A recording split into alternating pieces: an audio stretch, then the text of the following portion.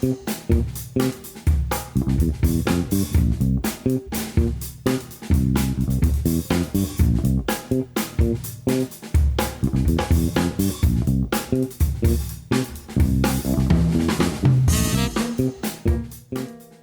everybody. Welcome back to the Dan Nessel Show. I'm your host, Dan Nessel.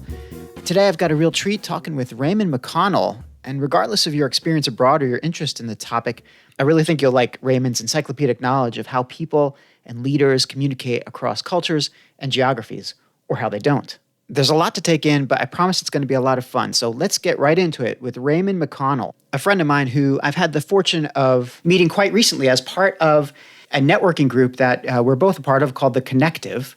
And I want to give a shout out to The Connective here to start off with, because if you're not part of some kind of a group that is really vested in each other's interest, pay it forward, and at the same time, be on the lookout for opportunities for each other, then I think that you might be missing something in the whole networking space. And, in the last few months, I've had the pleasure of getting to know Raymond through this group. And, we hit it off. Turns out we have a lot in common, which will probably come through today during this conversation.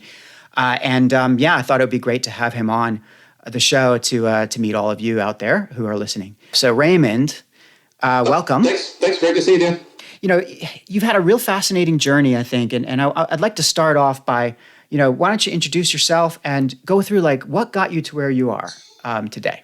Sure. Happy to. So at this point, I'm a serial entrepreneur, but it took a few roundabouts. And as I always say, I've done 12 startups in my life, and not all of them succeeded. My joke when I talk about entrepreneurship is usually if any serial entrepreneur who tells you that they've succeeded in every venture, they're probably hiding a few things. So there's always a couple of failures out there, but there's a lot to learn from them. So I really became an entrepreneur when I moved overseas. So, grew up in the New York metro area. Had worked in sales, typically selling services, things like advertising, a little bit of financial services. And, kind of when 9/11 happened, like a lot of people, it was a little bit of soul searching. I was just about getting to my 30th birthday, and I had been talking to an automotive company. And it was one of those where it was based in Korea. And I had never in my life thought of moving to Korea. My father was in the military in the 50s in Korea, and I'm a fan of the show MASH quite a bit. But again, other than, one of my degrees is in history. I've studied a lot of Asian history, a lot of European and North American history. So there was the academic side, but I said, didn't really give it a whole lot of thought. And then started to think about what this entailed, and it was consulting. They wanted me to do consulting, and so I kind of became an entrepreneur a little bit by accident, because one of the things I learned, and we'll talk later about some of the skills you want to have globally or in the United States as well, is knowing the rules of the game.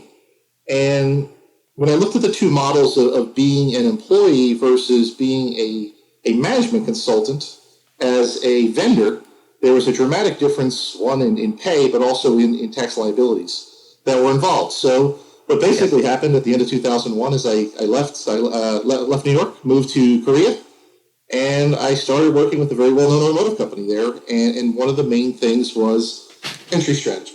So strategy for entering different markets. So originally it was me teaching them about North Americans. And I think part of that journey was, it was my first time living outside of the United States. I had traveled outside of the United States, but it's very different when you live somewhere other than traveling. So as I started with it, I did notice there were gaps. As I introduced myself to my new colleagues, I remember telling my story about, having a first job when I was 13 years old delivering newspapers. And I saw the audience, and usually when I talk about being a paper boy here, people start to smile and say, hey, I was a paper boy. And I'm looking, I'm like, am I losing the crowd here? And then I talked about working as a lifeguard and working in a movie theater, sweeping popcorn, and it was pretty cool to see movies for free. And I said, geez, it was one of those, is this mic on? What's going on here? I get what's going on. And so we talked privately afterwards. And again, we'll talk about cross-cultural communication a little bit later, because a lot of stuff is usually done back in the back channel fashion, especially in East and Southeast Asia, where afterwards they talk and say, hey, it's great to meet you. We're looking forward. Hey, I want to make sure everything's okay. And I just wondered, so what do you mean, is everything okay? I flew over business class, had a nice condo right there in Seoul. And he said, yeah, it sounds like you come from a pretty, challenged background. I said, what the heck are you talking about? And a lot of this, I found that a lot of times people, they don't have jobs when they're kids. So traditionally, you only work if you really have to in a lot of these cultures. And I said, well, I wanted to work. So, I wanted my own money for pizza and movies and eventually, obviously, things like beer and wine when you get a little bit older. But that was kind of my first one of, wow. So things that would kind of connect me with people of, working your own jobs, even kid jobs, really had a bit of a backfire on me. I mean, I didn't turn people off, but I said it really didn't connect me whatsoever. So then I got to know the culture, and a little bit more was very academically rigorous, where typically you go to school. The focus is school, getting your degrees, getting your education, and then you go to work.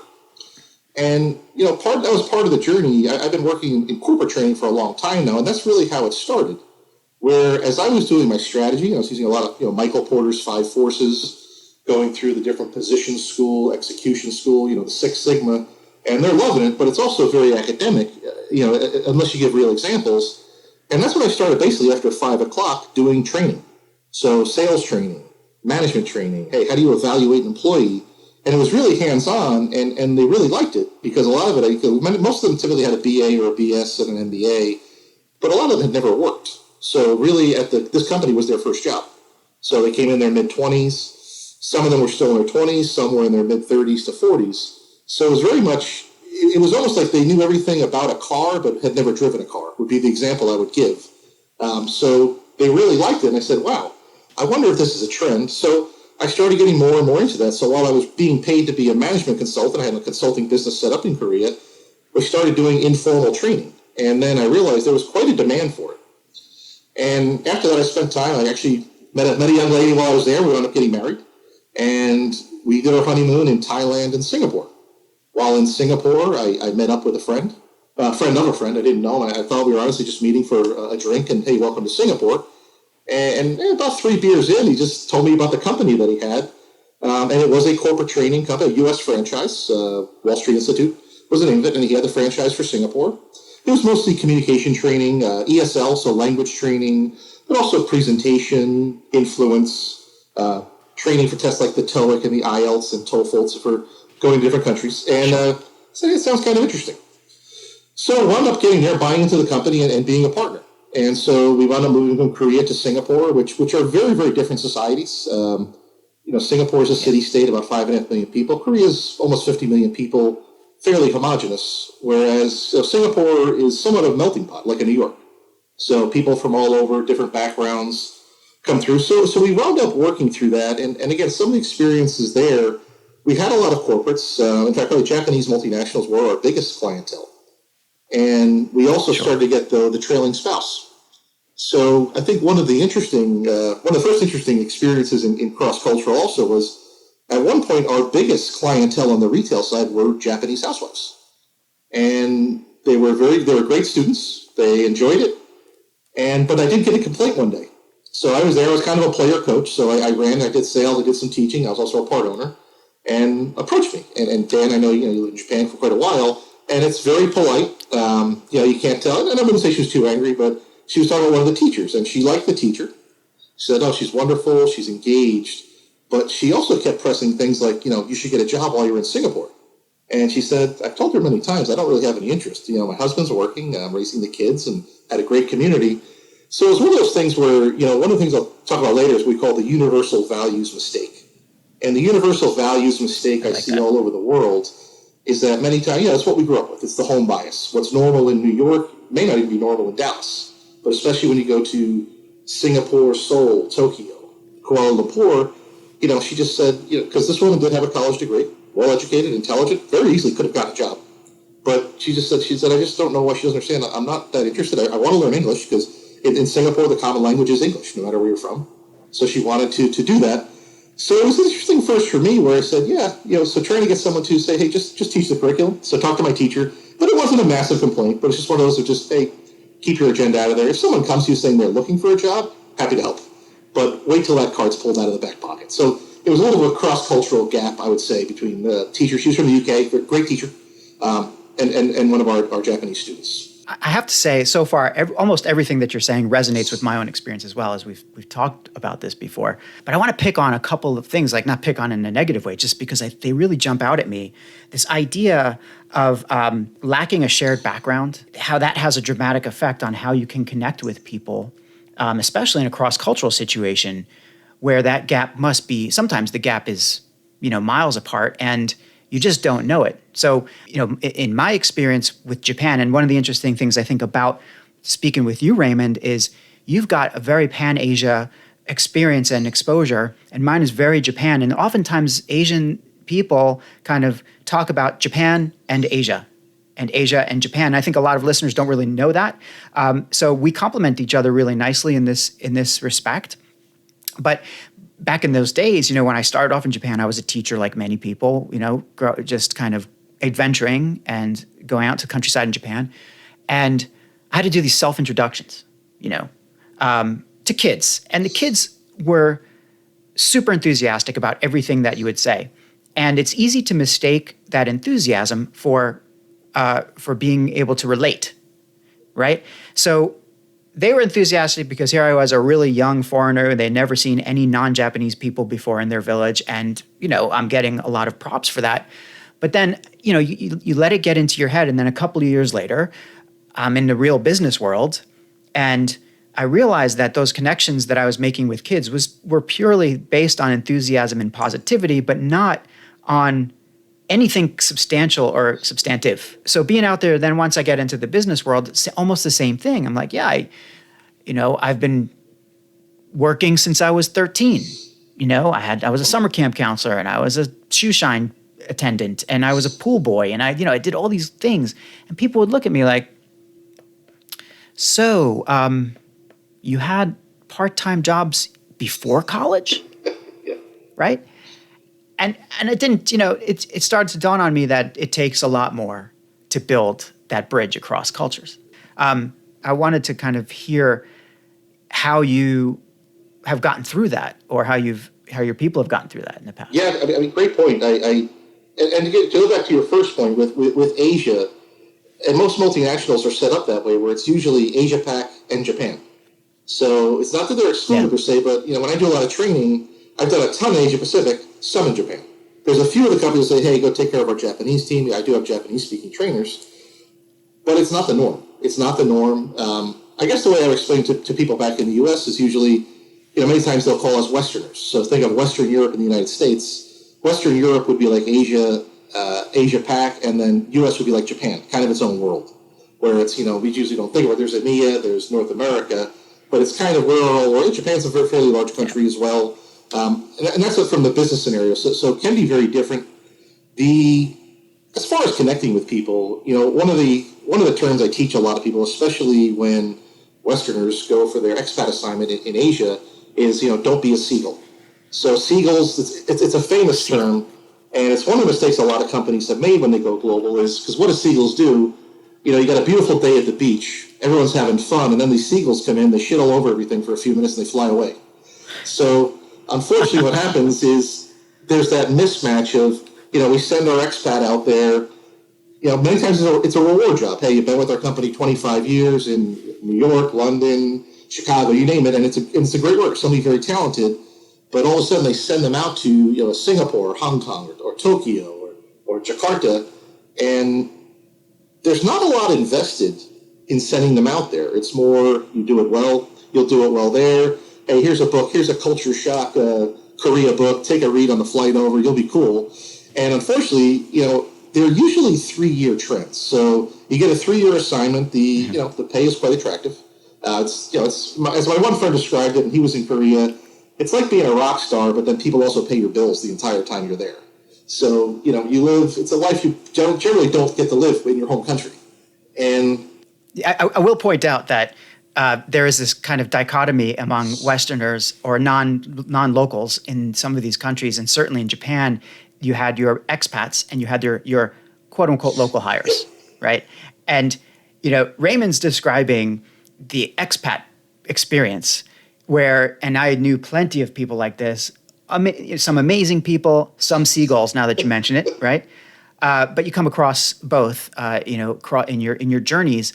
But, being a local hire, having to really kind of claw it out just like everybody else there to some degree is a little bit of a different experience.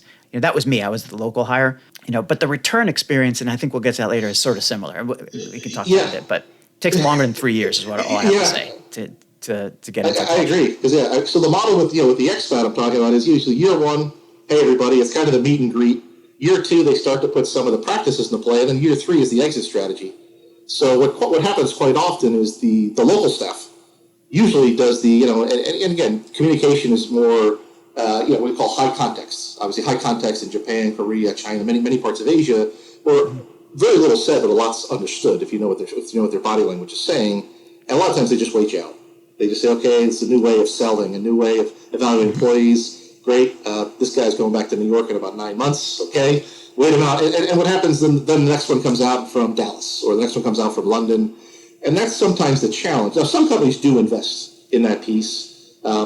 Few to none do anything. We just mentioned about the repatriation process. It's very rare. And I'll talk about some of those interviews later that I've done with people who've come back to their home countries. But some of the practices of connecting, whether local hire or the formal expat, there is a model. And there's a gentleman named Geert Hofstede. So Geert Hofstede, pretty famous Dutch consultant in the 70s and 80s. In fact, I think he still has the Hofstede Institute. I believe his son runs it now. We deliver some of that in our training as well. So some will implement it. The reason people like it, and one of the companies I'm training, it's a Japanese company, and they have Japanese expats in Europe. So I recommend it, and they love it themselves. Many Westerners have worked for it as well. What Hofstede did is he broke down every culture in the world, or almost every culture in the world, into 5 categories. There's a 6th one now that came out. And he gives a mathematical score. And just an example, I'll just give you 2 of them. So as we're talking about U.S., parts of Asia, one of them is called individualism versus collectivism. So on that, the United States actually has the world's highest score in individualism. So I believe it's a 91 out of 100. UK was the 2nd highest. So again, in the U.S., strengths of that, Nobel Prizes. We have about 3 to 4 times more than any other country. All these, athletic achievements, academic achievements, medical innovation, fantastic. Now, what's the downside of that is that, I talked about the universal values mistake. Now, my wife's from a collectivist culture where many times individualism is seen more as selfishness, not really individualism. So the rugged individual, which is very popular in Western cultures, sometimes doesn't always translate. And, part of that, just a simple one would be when I moved back home, and I don't want to jump there yet, but I felt like a foreigner here, my first year back. And my joke with my wife is like, these people really talk about themselves a lot. I'm like, what the hell? I'm like, I went out with old friends for 3 hours. Nobody asked me a single question about Singapore or Philippines or India. And, some guy told me a 45-minute story about a pizza shop in New Jersey. I said, I like pizza. But it was so that's sometimes that other side of the individual. Now, the collectivist side, which is, basically, especially in business, incentivization is more loyalty to the group. So are you following, the Toyota way? Are you following, Chinese state-owned institutions? Very much you're rewarded more for your loyalty rather than performance. And that's sometimes very difficult when Western business practices are brought in. Now, I'm not saying they reject them because most of the best companies in Asia do have a fair amount of American management. It's been built into it, especially for performance. But it's how it's brought in. The seagull style doesn't work because it's basically, here you go, drink this, I'll call you in the morning. Yeah. There's a way to deliver it, and that's part of the training. But how would individualist cultures see collectivists? Many times it's just a little bit of, hey, are these people, nobody wants to stand out. I don't get it. How do I pick my high potentials? How do I pick my successor? It's got to be that person who, stands tall and you can hear their voice of all across the room. It's almost the reverse. And that's one of the ones with Hofstede where you look at that. So when you go into very highly collectivist cultures, that's one of the first things is, I always tell people, look, don't use first person singular, I. Use first person plural if you need to, we. Third person's great as well. Third person, the company. Use the company's name, DBS Bank, Singapore. San Miguel Foods, Philippines. Don't talk about yourself very much. Talk about how you fit with the team. That's what connects. So you talk about, no matter at what level, that worked really well. I'm laughing or kind of smiling. Obviously, nobody's going to see this video, but if you were looking at us right now, you'd see I keep smiling and nodding at what Raymond is saying because it reflects exactly the experiences that I've had with companies large and small in Japan and in the US. And this whole idea of being a collectivist versus an individualist as far as your work habits go and as far as your work culture goes, something that really messes with your head as a rugged individualist who goes into a collectivist culture and sort of stays there for a long time like me, And I didn't know this until much later, and we'll get to this, I'm sure we'll get to this, Raymond, because it's something we talked about, but adapting to a collectivist culture and succeeding within that culture doesn't necessarily mean you have to give up being an individualist, but finding that hybrid model doesn't always work in the reverse. So you really have to have this very flexible, almost like a Play-Doh like mass inside your head that's able to be molded and shaped wherever you go. Is what I've kind of figured out over time. Yeah, there's a term. So there's a business school in France called INSEAD. So they have a campus in Singapore. I taught there a few years ago. So they have a whole phrase called the global cosmopolitan. And the global cosmopolitan, as they define, is exactly, the joke I added to was, controlled schizophrenia. So it's having multiple personalities, and which one do you pull out for that party that time or that client? It's funny. But part of it really is, when I talk about the universal values mistake as well, is that, hey, there's a time to hold it back. But then there's also that time, when you are the expat, is that there's a reason they do send you over there.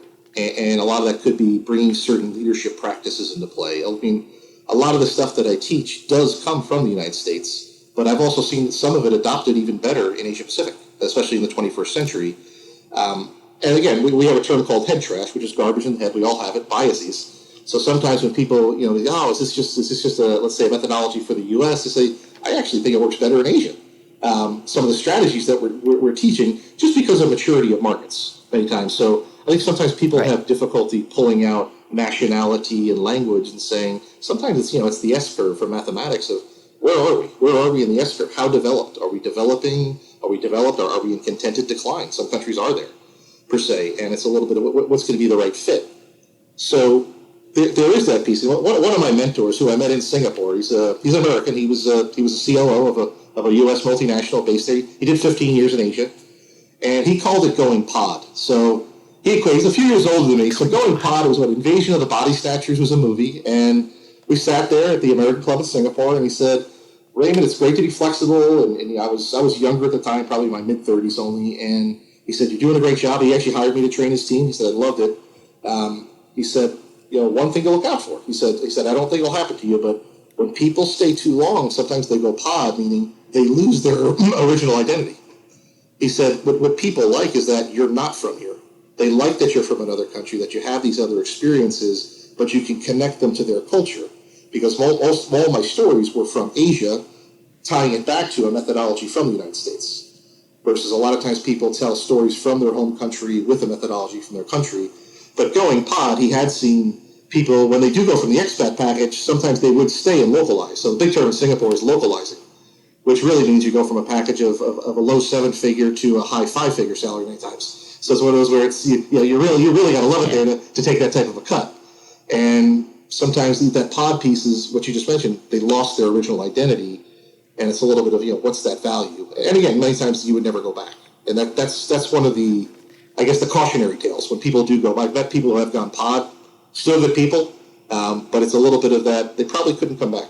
Would have been really difficult.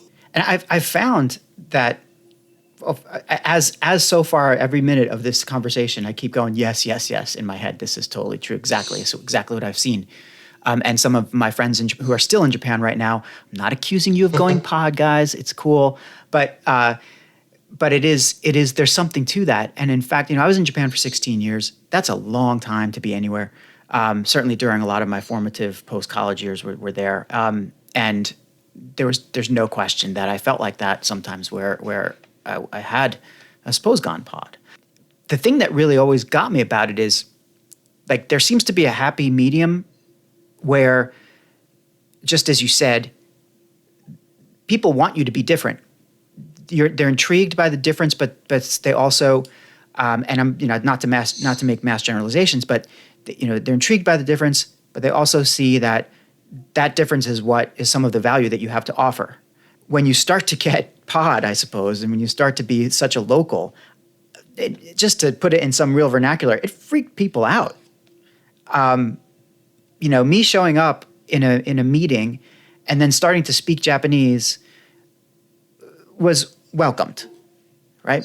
But me showing up in a meeting, starting to speak Japanese, and then continuing onward and identifying myself with the company first and starting to not stand up for myself, but more go for the consensus approach.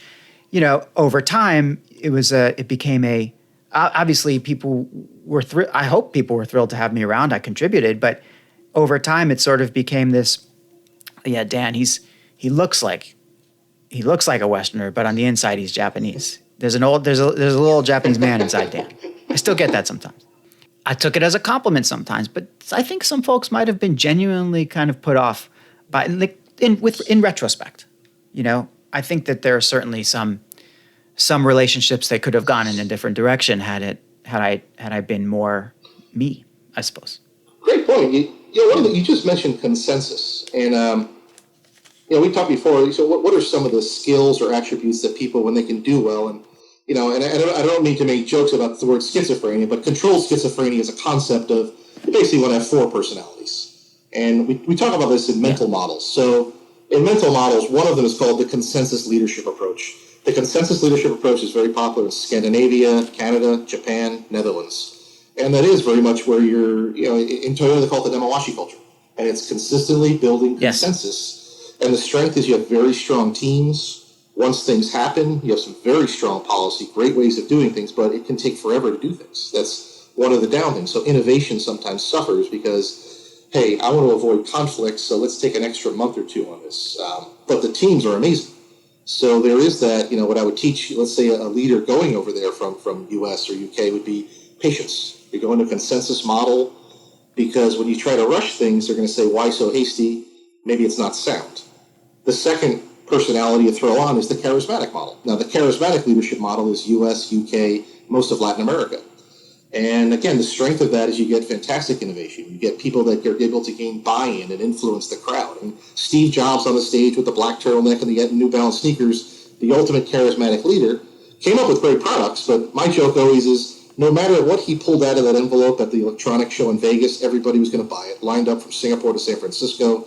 He could have pulled out a calculator and said, here's the Apple calculator. They'd be sold out in a day because of Steve's power.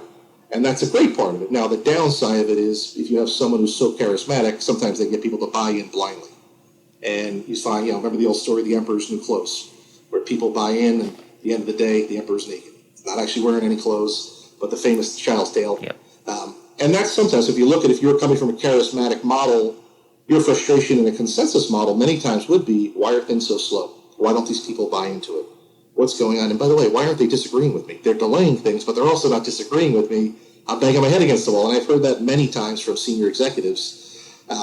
Same thing the other way. Consensus going into the charismatic model. The joke and part of the language is like, this guy seems like a bullshit artist. This guy's up there slinging hash on stage with, I didn't even see the product. I didn't see the sketch. I didn't see the product specs. I don't even know what he's selling. I don't get why they want me, why they're rushing me. This must be a con. And that's sometimes the breakdowns. The third one is the technocratic model. So technocratic mental model, that's another personality. That's mostly in the Germanic countries, Switzerland, Germany, Austria. So again, typically it's, very sound policy, put together very well, constructed very, very well, but again, takes forever. And as different from consensus is there is massive disagreement. And unfortunately, it's almost 99% disagreement. So a lot of times when I'm coaching a team from one of those countries many times, or who are following that model in any country, it literally is, okay, let's put on the angel's advocate. We've done devil's advocate now for 2 hours. Let's talk about what's right with this idea. And you almost have to force the angel's advocate hat. It's, 6-hat thinking by De Bono. And one of those hats is angel, one is creativity, one is the devil's advocate. You don't have to put the devil's advocate on. You have to start taking that off of them. But technocratic, again, same thing. When you look at a technocratic mental model going with charismatic, again, they still think, hey, they're selling too hard. What's missing? And the charismatic model gets frustrated in the technocratic model because they simply say, too slow. Look, I get it. It's cloud storage. I got it. I've seen 40 demos. I don't need to see a 41st demo. Let's move with it. I got it. Let's talk about numbers. Final one is the great man system. And again, I lived in Singapore a long time. Singapore is definitely the great man system, which again has strengths and weaknesses. Because, again, it's very much based on who is that, and by man, I mean person. Who is that great person out there? So, Singapore was a phenomenal success story. There's a great book called From Third to First. Singapore became an independent nation in 1965. They became a first world country by 1990. In fact, the average salary in Singapore is slightly higher than here. So it's a very, my only complaint is that it's a very expensive place to live. But wonderful place. But part of it is that they had a great man called Lee Kuan Yew. So the way I would explain it is, people think it's very strict there. They do have very strict policy, but it's benevolent in nature. So there's a great job market. Again, there's plenty of bars, plenty of fun stuff to do, but you don't break the laws. What I would recommend if you go there. But I can't say I ever felt handcuffed or, some of my friends joked when I moved home. I said, I never felt restricted, to be perfectly honest with you. Well, have I told you my Singapore story? No. I was just there last year. I've been dealing with Singapore for many, many years, and people from Singapore, and I've worked in Japan. A lot of other expats were from all over the region, and I always felt a sort of kinship with the country, or at least with the people there. I knew that I would get along pretty well. So I go to Singapore last year for the first time, which is surprising because I lived in Japan for 16 years. I never really got too far from Japan actually during that time, but I get to Singapore, and I was there for 5 days of vacation with my family first. And then I had some business meetings. And while we were on vacation, we got to know a lot about the local culture, certainly through eating, which is what I guess most people do. You just eat to oblivion. But taxi drivers as well, right? So you ever want to know anything about any place you ride taxis? I don't care what country you're in. It sort of seems to be the rule. So we're in taxis, and I swear, I must have been in 7 or 8 taxis during that time. At least 3 of them, the driver wanted to, and in 2 cases did actually, play me videos of Lee Kuan Yew while we were driving. The admiration for this man, well-deserved, right? How he defined a nation. He defined a nationality. What an accomplishment. And the Harvard degree didn't hurt. And his regular appearances on Western television didn't hurt. He was very charismatic. The great man combined with the charismatic leader, I suppose, and understanding consensus, all of those things.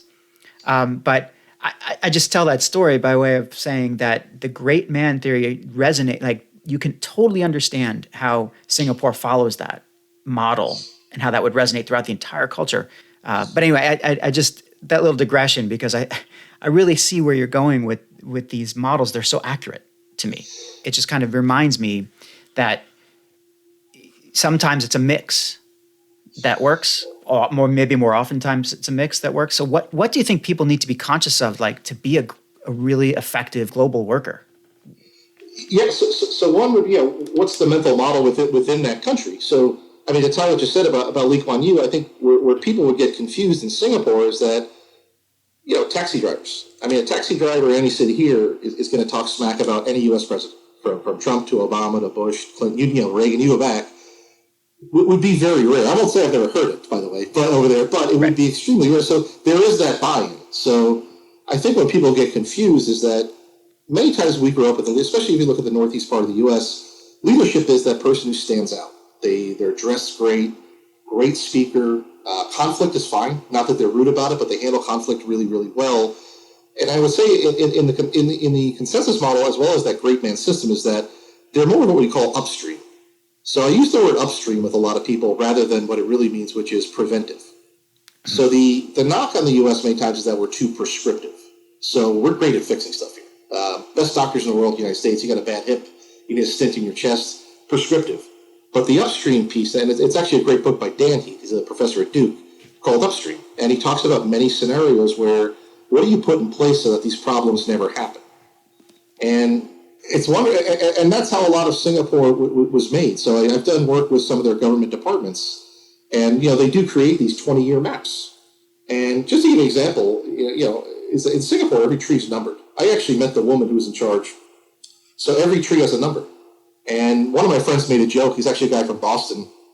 And he made a joke in a taxi one time. He was there with friends. He said, geez, that's going to be the worst job in the world, having to number trees in this country. The lady there said, that's actually my job. She was in the same taxi. I knew his wife. So I apologize. She had a good sense of humor and everything. But it was one of those where literally every tree is numbered. So, hey, today we trim trees 1 to 143. So to finish that great man model, there is the downside, though. And this is where, again, a lot of times, if you're coming from, let's say, the charismatic model, it's hard to believe the great man system can work because there are so many more models where it doesn't work. So, not to, but if you remember Robert Mugabe in Zimbabwe, that's the same model. It's the same model. Just so the weakness of the great man system or great person system is that if you have the wrong great person, your country can be destroyed. Things are not well. So one of those with Lee Kuan Yew, it was one of those where, people, there was a lot of criticism of him, especially by Western media, but it was a little bit more of ends justifying the means, where this is what's going to happen. This is what you need to sacrifice for right now. And, today it's one of the world's leading nations. So when we talk about those skills, one would always tell people is know the four mental models. Obviously, one or two will come really naturally to you, but the other is really adjusting to it. And again, I lived in Singapore a long time. I lived in Korea. I lived in the Philippines for a while as well. But that was my biggest adjustment, was understanding that I may not have that person who stands up and does the chest thump in my meeting to say, I'm taking on that project. Yeah. But the expectation is that, hey, you should get to know your people so well. And I'll talk about the post 5 p.m. culture. You should know your people well enough that you know who's actually going to take that on and just do a great job. Because there's not that, there's the squeaky wheel gets the oil, but a famous saying is there's also the loudest duck gets shot, which is in many of the East and Southeast Asian cultures. So it's a bit opposite of what we know here, but a lot of it is, here's the project coming up. We're working with the Ministry of Education in Singapore. You know what? Jennifer's going to kill that. Jennifer, you're on it. Let's get your team together. Because she's probably not going to do the chest thump standing up and do it per se. So that's one of the things is realizing, rather than saying what's wrong with them, and say what's wrong with me. Mm-hmm. What are my gaps? What are my weaknesses? So a lot of self-reflection of how do I connect? And again, which card do I pull out of my pocket? I need to understand a consensus group because I need to influence them today. I'm working with them. But you're also influencing them as well. So it's not that you have to do all the changing. It's getting that model into place. So I would always teach the four mental models to all my staff as well as my clients. It sounds like also mindfulness has to be, if not a core skill, learned. I suppose it can be learned. There's businesses to teach people mindfulness, but the mindful leader is the successful leader, it seems to me, in these cultures. And I just mentioned the post 5 p.m. culture. And right. I would say probably more than half of my deals closed after 5 p.m. because it's one of those where, not that you don't want to, but typically you get the dinner invite, you go. You go for it. There are little tips and tricks I teach people because some people have some health issues. And, what would be very traditional in many places that if you're going for 5 days, you're going out 5 nights. And, well, the old tip I give people is if you really can't drink alcohol, just say doctor's orders. They immediately respect it. No matter which culture you're in over there, they'll absolutely expect it. However, if you don't, though, they'll think you're being a bit of a Western snob. Because I did have a friend who was from Czech Republic, and he did not do very well selling in Asia. He's a triathlete, doesn't touch alcohol, and he actually thought, I said, look, if you're not a drinker, don't become one. But I said, look, do the old doctor's orders if you want, because they'll still connect with you because they'll respect, hey, you're respecting your doctor's order. So that was one of those little tidbits I would give people. But the post 5 p.m. does tie to mindfulness where it is different. So work-life balance is extremely different there. You are many times, it's team. We talked about consensus before, so there's not a whole lot of, hey, boss, I'm not coming tonight. My son has a basketball game. So these are sometimes the stressful things which can happen where you're definitely going out with the team, but you do get time to plan. You're not forced per se, but there are differences where, I had a friend of mine, he ran an automotive company and he was based in Singapore. And he was German actually, and he used to come to the U.S. once a year. It was a U.S. company, and he'd go to their annual meeting, and then it was usually in Texas. And he had been in Asia 20 years. In fact, he had a master's in Chinese art. He's actually back in Germany now. But one of the things where he would go, and he was still very German. I mean, he would tell you everything wrong with you within seconds. But when he went to Texas, I was kind of his American spy of how to bond with Americans because he was working with a Milwaukee company at the time. But they usually had their big trade show was there in Texas, and nobody invited him out because he loved having a drink and food, and he really liked to enjoy his life. And he said, what's going on? I said, look, I don't know if they don't like you. I said, look, you can come off weird sometimes. So I said, look, here's how to connect. I give a little American Sports 101 to try to break the ice. Yep. Things like that. Some movies, a little pop culture-ish. But I said, here's the other thing, though. They also probably believe they're respecting your time. You might have things to do. So they may think, hey, work's done at 5, and it's not a formally planned company dinner. They would probably just assume you have stuff to do. You might want to work out. You might have to talk to people per se. So these were some of the, coming this way for him. I would say, so, one recommendation I gave him was, if you're used to it, let him know, hey, when are the dinners happening, per se, so to get a little more traction. But the mindfulness stuff, I think I told you last time, when I lived in the Philippines, I mean, I'm the godfather to, I guess I shouldn't say this loud, probably about 20 kids at this point. Where you show up, but it's for them. It's, you give a little bit of money. Now, they do have multiple godfathers. It's not just you. Okay. So first time I was asked, I was honored because I said, look, in U.S. culture, this means, hey, that's the person who you would trust to raise your daughter or son if you passed. And they said, oh. And I said, no. So, but you show up and there's 6 or 7 other godfathers. They call them ninongs there. Okay. But anyway, but it's one of these where to say no would, I mean, you can say no. I wouldn't. There's, it's an honor. Not that you have to give them yeah. You go, it's the foremost step, but then you're part of the family. So that's where that whole piece of, collectivists. The Philippines is a very high collectivist score, very low individuality. To say no would really be a huge slap in the face. Yeah. So collectivist piece, hey, you're part of the family. You talk about the loyalty of the workers, it's amazing. So it's part of the team first. So that part is very much where it's very much a paternalistic system in many of the cultures where, they expect you to be somewhat involved. In several of those cultures. Singapore is a little bit of an exception, I would say. But definitely Philippines. In Korea, I used to have more dinner invites than I could handle, which I thought was great because they were genuinely worried that I might be lonely. So it was just, hey, come on out. I was there during the World Cup of soccer, was Korea-Japan, when I was living in Korea and got to go to games. I remember. So that was the post 5 p.m. where I'm not saying every single night, and it's not always parties, it's just different things. I learned Korean stick fighting one day. So I made the mistake of calling it kendo, and as you know, that's a no-no in Korean culture. But that's right. That's what, to me, it was kendo. I'd heard of kendo before. But yeah, just a lot of just unique, Korean music of it, traditional music. I went to a traditional village one time where I felt like I went 400 years back in time. The costumes, the music, the food. And it was great. That was like a Thursday night. Like, this is fantastic. I had similar experiences in Japan all the time. Of course, with the post 5 p.m. culture, and that was one of the things that really got me coming back to America, was that Japan, your workmates are your social mates in many cases, right? Your social life is your work life. Your work life is your social life. It's not that there's necessarily a work-life balance issue. It's more like work-life balance never comes into the picture necessarily. It's what is that? I think it's changed quite a bit, and different, especially as other cultures and other practices have sort of taken root. But still, I'm with a traditional Japanese company now, and whenever I go to Japan, my nights are pretty filled. It is completely up to me, however, whether how much I should be participating and so on. And I don't even you don't even need the doctor's note,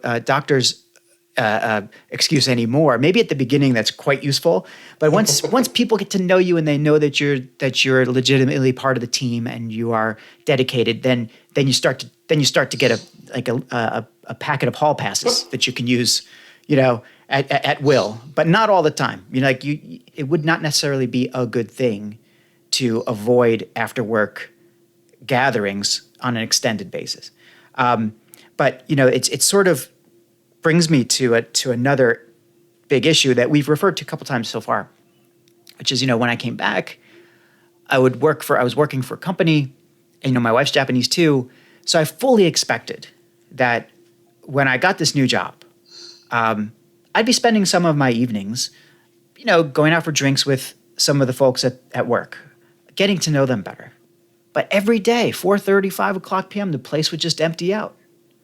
Not only did I not get invitations, I never even got the opportunity to extend invitations. And then I felt that, well, maybe extending invitations is a weird thing, And then I realized, okay, over time, it takes a long time for people to get to know you and trust you. And then once people know you and trust you, it's not about the daily after 5 p.m. things. It's about, hey, next month, the third Saturday, we're going to get together for a barbecue. How about you bring the family? That's like a big sign of acceptance, whereas that would never necessarily happen in Japan. In Japan, it's family is sort of separated from the work. The work is for your workmates. The family is for you. And in the worst cases, like who wants to be with their family anyway is kind of what you get sometimes from some of the real hardcore salarymen. So coming back is a big issue. And you called it repats, and I thought that was like repatriation, of course, but to classify that person as a repat kind of made a light bulb go off in my head, because I didn't have that kind of definition to cling to. I just felt like, I felt out of place and I felt a little bit lost. And to be straight up with you, depressed about the whole thing. Why is this happening to me that I'm not as socially popular or accepted as I was in Japan? Took time. But we were talking about repats, and I think that whole experience needs a lot more attention. I love what you were talking to me about it. If you can kind of expand on that a little bit. Yeah, so it's been a project I've been doing on the side, and I've done over 350 interviews since I've been back about 7.5 years now, and I originally came back to the New York area. I'm down in South Florida now, and through those interviews, and I actually wrote down because I want to see all the countries that I had people from. So just to throw it out, so it's U.S. is about half of them, but then I have U.K., Canada, Australia, Brazil, Korea, Japan, Mexico, Netherlands, Germany, France, and India. So I've got a pretty good cross section. It's not just from here. Mm-hmm. But it's one of the things that was a little bit down at first is the average score is roughly 3.5 out of 10, which is basically what's your level of satisfaction being back in your home country. And these are people who spent at least 5 years overseas. And 3.5 is pretty low out of a scale of 1 to 10. On a happiness scale or satisfaction scale? So satisfaction / happiness to be back. Now, there is another question I asked, which, would you go back?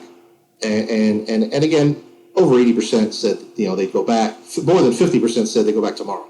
So there's always some sort of scenario why they're still back in their country. But part of it is, and this is something companies absolutely don't invest in. And there was a metric in The Economist a few years ago. I think it was something, so that formal expat I talked to who's been sent there from Siemens or from GE or IBM, I believe it was 18 months was roughly the tenure that they lasted before they left their job when they came back home. I had was a customer of mine, is a very large German multinational, and he ran Asia Pac for them, and he was my customer. We wound up becoming friends. He was American guy, and we wound up becoming friends through the process. I trained his team for a couple of years, and when he moved back, and again, he had the big, fantastic financial package, flying to different countries every week, and really loving it.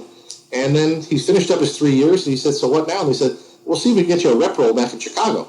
And he said, What the heck are you talking about? He's like, first of all, I'm not even from Chicago. He was from Seattle area, actually, and he went back. So he went back. He's fine. I think he may have made it 90 days before he just stopped. And we were talking. He just said, forget it. And we went to work for another company. I still talk to him. He's doing some entrepreneurial ventures on the side now. But one of that is there's just no investment of, hey, this is what's going to happen. Here's the plan. Here's where you move to next, per se. It's basically, and he did a great job. He crushed it. The market share, he exceeded expectations, but it was cool. High five. Have a good time in Chicago. We'll see if we get you a rep roll. And I think part of it is that you lose that support network.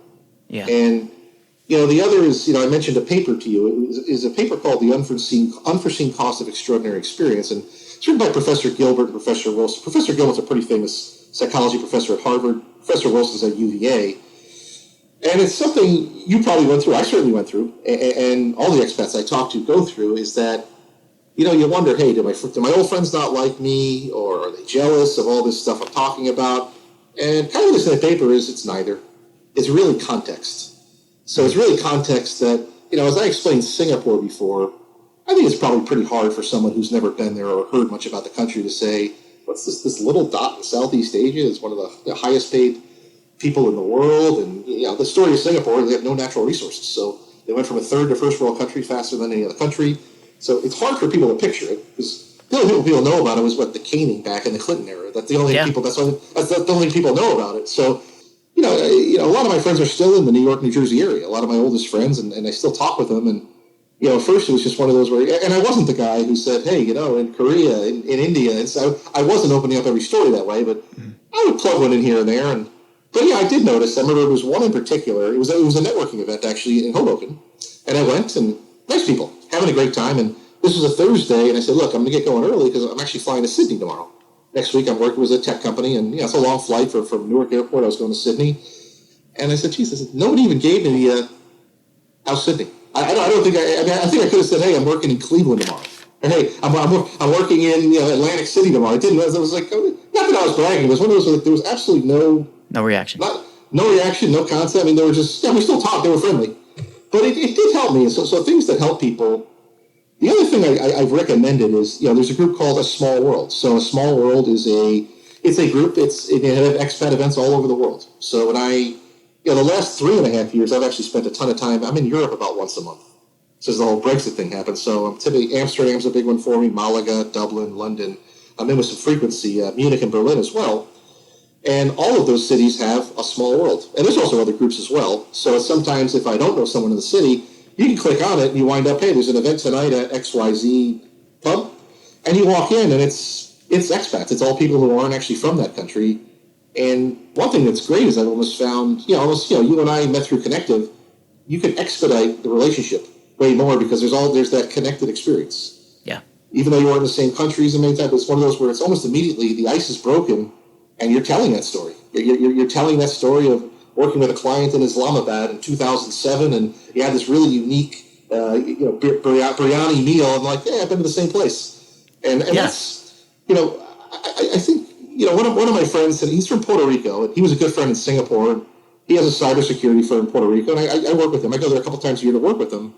But I came home before, and he came home, and I could see his face. First time there, he missed Singapore. He's a bit younger than me. And I just said, look, here's what you miss. What I miss a lot was that typically when I would come back, usually leave on a Monday, come back on a Thursday. And I travel usually 3 out of 4 weeks a month. Usually Singapore, you're very mobile to other countries. Mm-hmm. And I said, here's what I miss, is that Friday I'd go meet some old friends, whether it's the American Club or the Swiss Club or some of the, Clark Key's a big hangout area in Singapore. And he would say, basically, oh, hey, Dan, I'm just back. I was training this week. I was working with a company in Bangalore. Where were you? Oh, hey, I was working with clients up in Seoul. And then another person was like, where were you? He's like, oh, I was in Sydney. Another person's in Jakarta. Another's in Manila. And then it's who wants to start first? Who are you working with? And hey, then there's also, restaurants, drinks, museums. Hey, where are you going next week? Oh, hey, actually, Ray, I'm going to be in Bangalore next week. You know where you should go? And you're giving your restaurant, your hotel recommendations, and it's hard to get that when you come back. And so that's why I've recommended. There are a lot of just expat functions all the time, and I'm not saying they're all winners, but you just expedite sometimes. It almost becomes your separate identity. It's interesting because I've been having conversations recently about the value of human connections, and we started this conversation that way where. It's the connective that connected us, but really what's connecting us is not that group. It's actually our shared experience. And it's the fact that everything you just said is something that I have done. Like everything, word for word, sitting down at a bar on a Friday night and talking to a couple of people who are like, oh yeah, I was just in Singapore this week, or I was in this and that week. Next week, I'm going over here. It's just and I believe you're right. It's about the context. That is the experience that we shared. The word that keeps popping up is belonging, right? Is this sense of belonging. You need to feel a sense of belonging with people. And that's, in many cases, that's what's missing in a very mobile world, in a world where we're all kind of disconnected in many ways. The social media platforms that we have available to us, these groups like the Connective and like A Small World, which I'm going to check out, by the way, these provide an opportunity for belonging that you wouldn't normally get being outside of the circumstances that you feel comfortable in. So would I go back to Japan and Tokyo? And, look, I don't want to go back to Japan to live. But every single time I go back to Tokyo, I feel like a weight is lifted from me. And I feel like the buildings change, right? The subway is more complex than it was. I mean, they keep building more and making it more and more modern and more. What Japan is good. Japan is good at more. But still, I know I know without a shadow of a doubt that I can be on my own and not only survive, but have a killer time by myself for 5 hours and then find a friend and go to a pub or a bar or a restaurant or anything that I'm familiar with. And if not, I know exactly what corner of the, of Hibiya Park that I want to sit down in and look at stuff. This is the experience that is soothing and calming and makes me feel a sense of belonging that I don't have here, right? But 10 years have gone by, and now I have different criteria for belonging here. So if I'm over there for too long, I'll certainly miss some things about, walking around looking at certain trees in my neighborhood or going to a certain pub with some of my friends, well, assuming that we can after COVID is over, that kind of thing.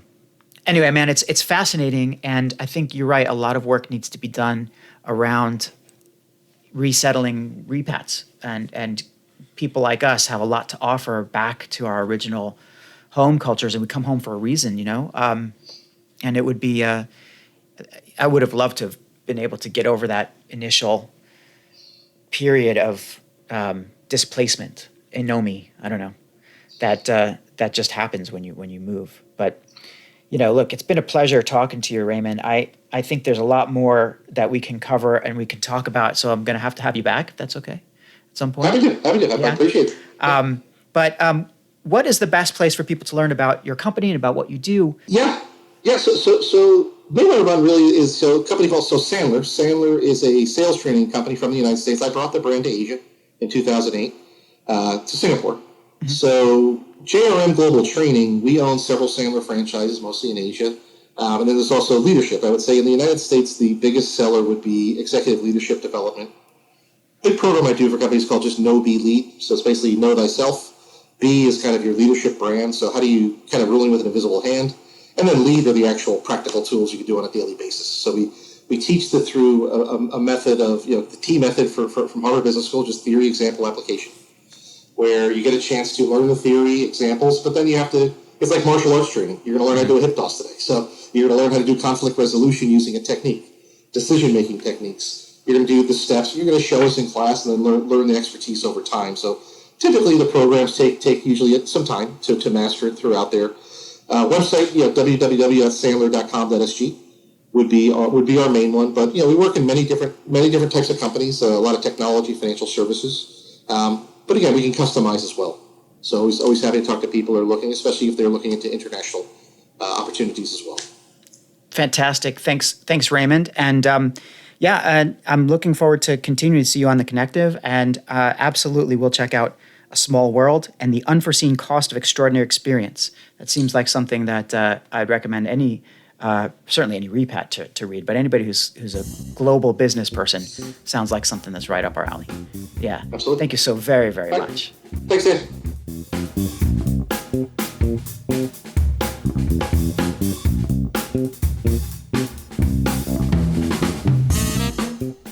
If you enjoyed this episode of The Dan Nessel Show, please head on over to iTunes, Spotify, Google Podcasts, or the podcast player of your choice to subscribe, rate, and leave a review. And please don't forget to spread the word. Thanks for listening.